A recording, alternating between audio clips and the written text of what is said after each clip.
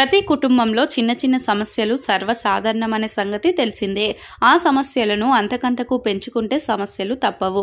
సాధారణంగా వివాదాలకు దూరంగా ఉండే అల్లు అర్జున్ నంద్యాల వైసీపీ అభ్యర్థి తరపున ప్రచారం చేయడం వల్ల మెగా ఫ్యామిలీకి శత్రువయ్యాడు.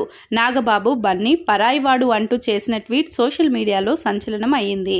అయితే జనసేన గెలిచిన తర్వాత అల్లు అర్జున్ పవన్ కు శుభాకాంక్షలు చేస్తూ ట్వీట్ చేసిన సంగతి తెలిసిందే.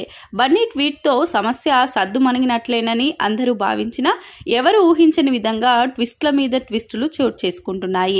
మెగా మేనల్లుడు సాయిధరమ్ తేజ్ సోషల్ మీడియాలో బన్నీ స్నేహారెడ్డిని అన్ఫాలో చేయడం నెట్టింట హాట్ టాపిక్ అవుతుంది. అల్లు శిరీష్ ను మాత్రం సాయి తేజ్ ఫాలో అవుతున్నారు. అల్లు ఫ్యామిలీకి మెగా ఫ్యామిలీకి మధ్య దూరం పెరుగుతుందని ఈ ఘటనతో మరోసారి ప్రూవ్ అయింది.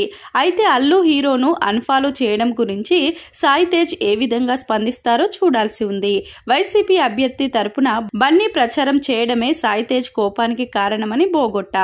పవన్ ప్రమాణ స్వీకారం చేసిన రోజే సాయి తేజ్ బన్నీని అన్ఫాలో చేయడం కొసమెరుపు. ఈ ఘటనల గురించి భవిష్యత్తులో బన్నీ నోరు విప్పుతారేమో చూడాల్సి ఉంది.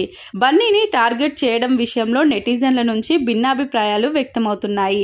బన్నీ పుష్ప ది రూల్ చెప్పిన సమయానికి రిలీజ్ కావడం కష్టమేనని కామెంట్లు సైతం వినిపిస్తున్నాయి.